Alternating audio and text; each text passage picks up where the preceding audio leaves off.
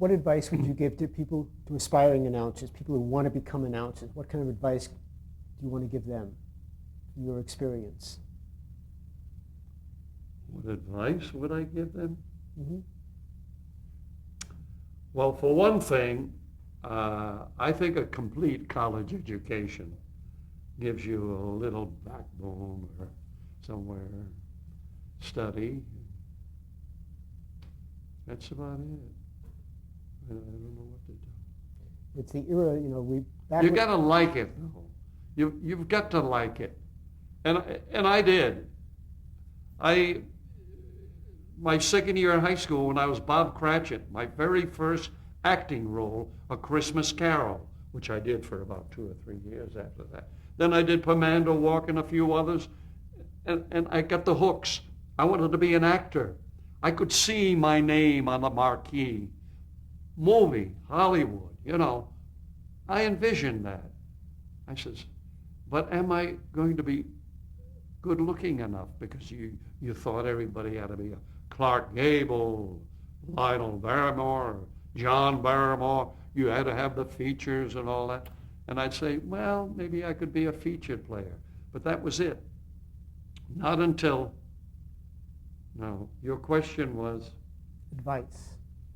Advice to people who want to become announcers.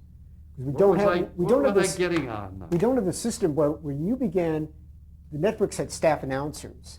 That doesn't exist anymore. No, I was the next to the last. Howard, the last announcer, stayed on about a couple of months after me.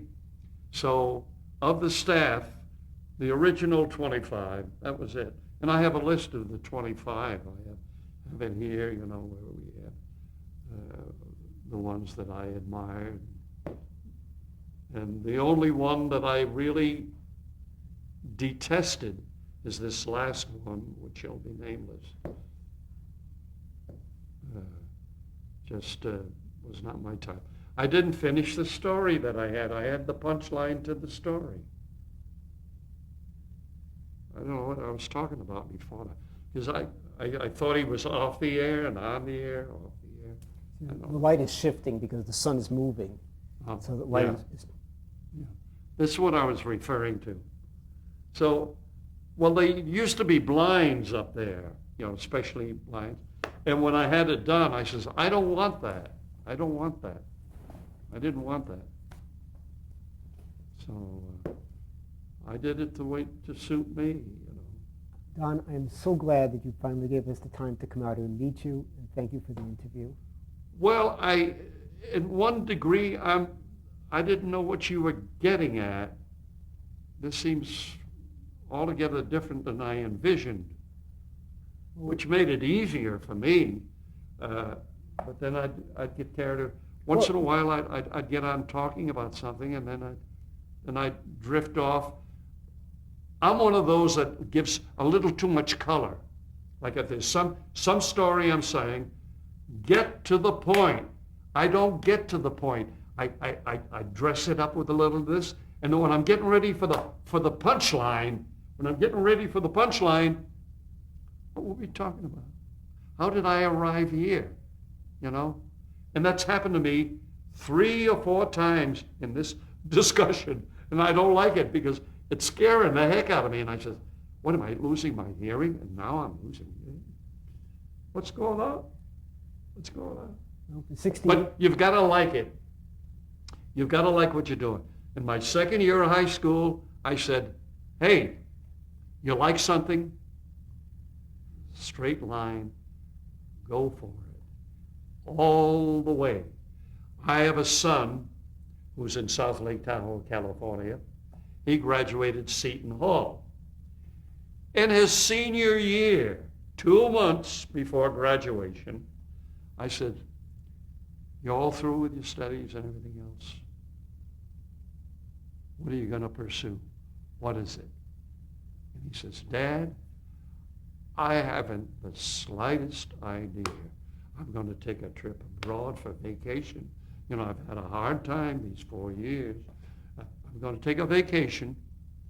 And he says, and I said, say that again. You mean you worked hard 4 years in college, which I never had, 4 years, you're going to take a trip abroad and find yourself and decide what is it that you want? What's your goal? What do you want to be? What do you want to do? What do you want to pursue? And I look back and I gave my punchline. I says, in the second year of high school, I knew what I wanted to pursue. I didn't think of radio. That was far out. Radio, I didn't even think we had a radio in the house. I mean, Depression era in the 30s, you know. So radio was unbeknownst to me. Once in a while, I knew it existed, you know. That was it. So here, I just wanted acting, theater, legitimate stage. And then the radio came along, as you all know. I don't want to be overly repetitious about that. When this Ralph Courtney came to me and he says, hey, you're with the Blackfriars. You're doing all these shows in Providence and doing legitimate theater. Yes, because I'm an actor. You know. He says, well, you can still be an actor. How about radio? Radio? You know, looking down on it. Radio, that's not theater. You know, theater is a stage. So anyway, well, why don't you try it? You might like it. And I showed Karen that first card that he sent me. We have a rehearsal, and that was it. And it was on the same station, WJAR, that I found out. WJAR, James A. Riley. That was the first manager. That's what was WJAR named. WEAF in New York when it came to, then they changed the call letters to WRCA and then WNBC. That was it in my tenure. And we had prizes on staff because you can find the announcers, you know. When they changed it, the RCA wasn't too long. You know, you come on the air, WEAF.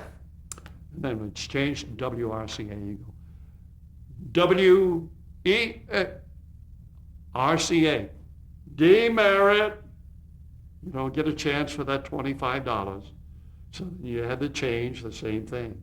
Don't say WR or WNBC.